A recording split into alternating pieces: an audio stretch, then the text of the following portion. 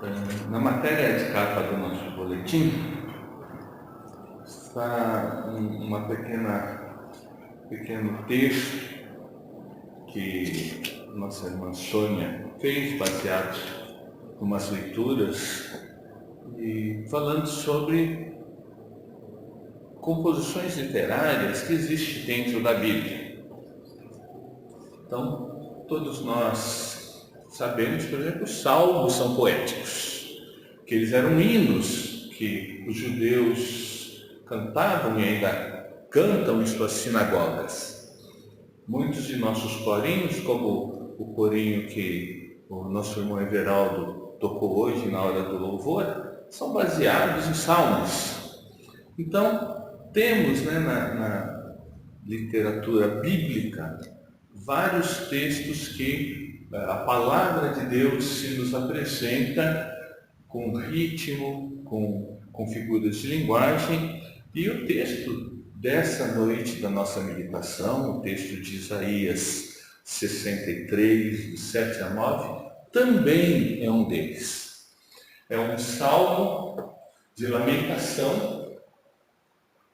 Ele é um salmo até grande, nós só lemos o início dele, que é uma retrospectiva de júbilo que o profeta faz no início do salmo, e depois que ele apresenta a Deus a sua súplica. Esse texto ele faz parte do chamado terceiro Isaías, O livro de Isaías foi encontrado em partes separadas, então foi juntado tudo na nossa Bíblia, mas os rolos, os pergaminhos, eles eram guardados e os irmãos sabem que era copiado, manualmente, não era algo impresso. Então, não eram coisas muito difundidas, eram até raros aqueles que possuíam manuscritos.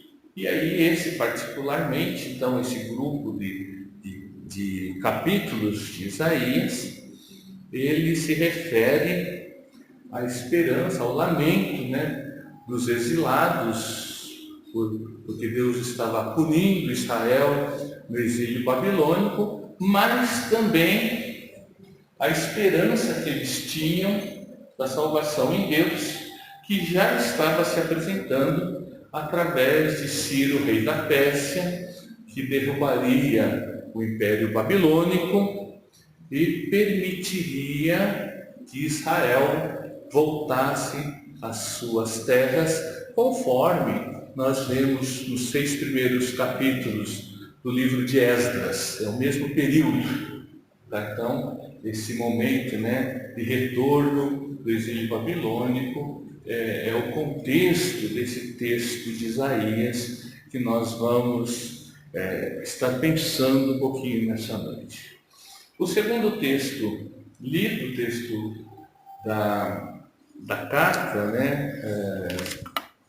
de Efésios, seus 12 primeiros capítulos, 12 primeiros versículos do capítulo 3, então, também falam de uma esperança que foi alcançada em Cristo, do qual faz dos gentios co-herdeiros, herdeiros juntos do povo de Israel, das bênçãos de Deus guardada por ele desde a fundação dos séculos. E o terceiro texto, de Mateus, capítulo 2, também seus 12 primeiros versículos, nos apresentam a história dos reis magos, por cuja tradição cristã se denomina que eram 3, mas vocês podem olhar atentamente o texto, que aqui não fala em número de reis, não fala quantos eram os reis, mas se inferiu que eram 3 por causa dos presentes, que era ouro, incenso e miga. Mas também não falou que cada um trouxe um presente diferente. Ele falou que abriram seus tesouros e ofereceram incenso, ouro e miga. Mas a tradição até os denomina, para dar nome aos magos. E isso não é o relevante. O relevante é o significado dos presentes, que o ouro representa a realeza, o incenso, as orações, o papel do sacerdote, e a mirra, a unção do Espírito de Deus, que é dada aos profetas. Então, é chamado dos três ofícios de Cristo: rei, sacerdote e profeta. Esses três textos, então, previstos para hoje, eles nos falam justamente da promessa de Deus que se cumpre em Cristo e nos faz seus filhos. Eu vou me ater, como eu disse, ao texto de Isaías. Como Isaías é anterior ao Novo Testamento, em pelo menos 6 séculos, ele não faz uma referência explícita à pessoa de Cristo, mas a presença do Messias e a aliança de Deus e nos tornar seus filhos através da sua presença salvadora está expressa nesses 3 versículos muito ricos que nós lemos. A primeira coisa que eu gostaria de chamar a atenção nesse texto de Isaías é que ele está convidando o povo a celebrar a Deus. Celebrar a Deus por que motivo? Pelo muito que Deus tem realizado em nossas vidas. Eu citei o contexto do profeta Isaías, que era do exílio babilônico, para explicar uma coisa para os irmãos. O exílio foi muito difícil para os israelitas. Foi um momento em que toda a liderança, todas as classes laboriosas foram retiradas de Israel. Então, os artesãos, os ourives, os produtores, os comerciantes, as famílias mais nobres, todos foram tirados de Israel e espalhados pelo Império pelo Império Babilônico. Depois o Persa o conquista e termina também Grécia, mas foi espalhado pelo Império Babilônico. E nesse momento eles foram humilhados, foram espezinhados, e muitas vezes os próprios israelitas se perguntavam: onde está o nosso Deus?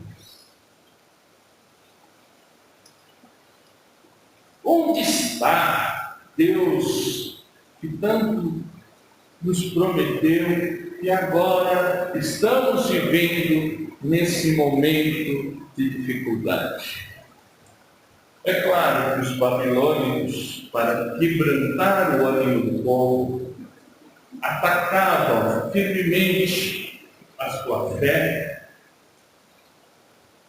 para abalá-los, abatê-los, para torná-los mais dóceis e mais fáceis de serem dominados.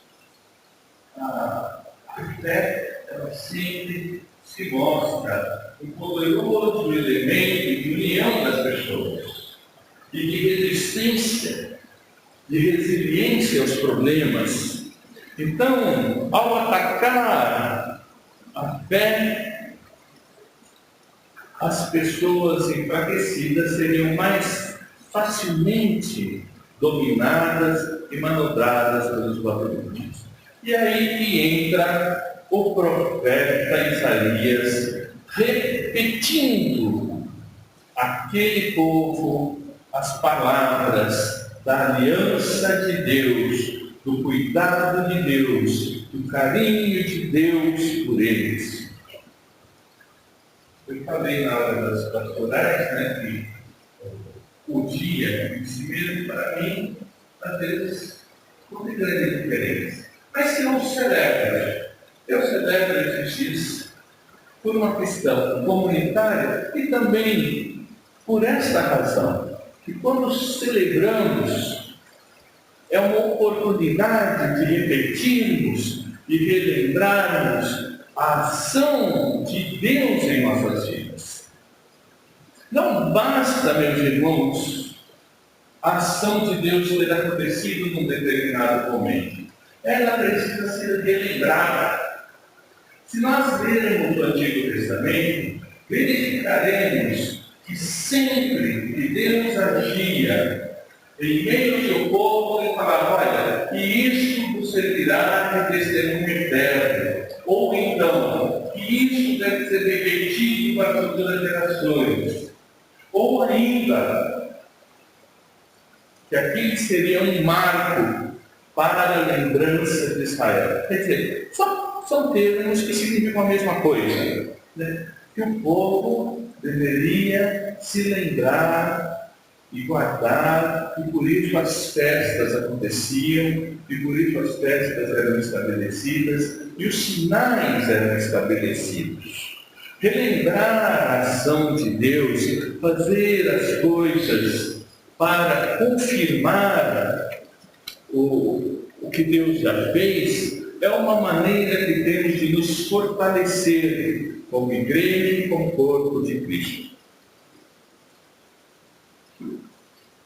Vou falar isso de uma outra maneira. Quando relembramos o que Deus fez por nós, estamos testemunhando para o outro, dando esperança para o outro, porque se Deus fez por mim, por que não fará por você? Se Deus me socorreu, por que não vai te socorrer? É uma resposta experiencial. Não é uma resposta teórica. Não é uma resposta conceitual. Eu sei que Deus responde as orações porque está escrito na Bíblia. Não. Eu sei que Deus responde as orações porque Ele respondeu às minhas orações. Eu experimentei o que está escrito na Bíblia. Não é apenas um livro para ficar lá aberto na estante, enfeitando. É bonito, né? Tem que deixar a Bíblia na estante. Mas se ela não for lida e experimentada, não tem poder algum. Não é um livro, papel que tem poder. Então, é a palavra de Deus viva e eficaz que tem poder. Por isso, o relembrar não os conceitos, mas as experiências que eu tive com meu Deus me fazem mais forte e fazem a comunidade mais forte. Isaías não está falando coisas teóricas. Olha, Deus pode fazer vocês seus filhos. Não. Ele fez de vocês seus filhos através da aliança. Ele é fiel, Ele permanece fiel. Assim como Ele salvou Israel do Egito, Ele vai salvar Israel da Babilônia. Assim como Deus salvou Israel no Egito, Deus salvou Israel na Babilônia, Ele vai salvar você aqui hoje em Atibaia, no seu problema, na sua dificuldade, na sua dor, na sua solitude. Ele não é um Deus preso no passado, esquecido, mas é um Deus presente. É aí que o profeta, então, termina esse texto e está dizendo assim: olha, se por acaso vocês são infiéis, Deus continua o mesmo. Deus não pode negar a sua própria natureza, nos diz a Bíblia. Nós somos infiéis, nós praticamos nós fracassamos. Nós prometemos coisas a Deus quando fazemos nossa profissão de fé, quando batizamos, quando estamos em apuros e levamos nossas orações a Deus. Mas depois fraquejamos. Não conseguimos ser constantes em nossa oração. A gente tem essa promessa que, apesar dessa fraqueza nossa, a presença salvadora de Deus não nos abandona. Vou até reler o versículo para os irmãos perceberem como é forte para o profeta a presença de Deus. Porque ele dizia: certamente eles são meu povo, filhos que não mentirão, e se lhes tornou o seu Salvador. A fidelidade de Deus está acima da nossa fraqueza, da nossa debilidade. Se não conseguimos, meus irmãos, permanecer fortes, Ele nos ajuda a permanecer fortes. Se caímos, Ele nos levanta.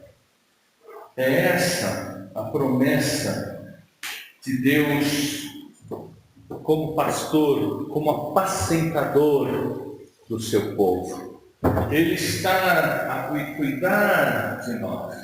Ele está a nos amparar, a dirigir os nossos passos. Não é uma forma apenas de relembrarmos no Natal o nascimento de Cristo há 2000 anos atrás. Não é apenas um momento de ano novo, pesarmos o que fizemos no ano passado, jogarmos fora as coisas ruins e nos projetarmos para o futuro. É a maneira de entendermos que a presença de Deus, ela é constante todos os dias da nossa vida. Mesmo estando desviados, mesmo estando no exílio, mesmo estando no tormento, Israel podia confiar em seu Salvador. E hoje é fácil olharmos para o passado e vermos que Deus salvou Israel e restituiu, e resgatou, e ele voltou para a terra prometida, e Neemias e Esdras reconstruíram a muralha, né? O templo também depois foi reconstruído, foi a segunda reconstrução. Então, é fácil hoje olharmos, porque já são coisas do passado.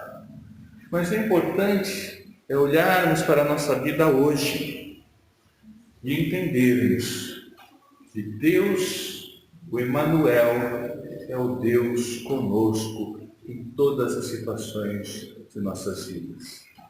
Nas tristezas, nas alegrias, nos desafios que enfrentamos, nos projetos que fazemos.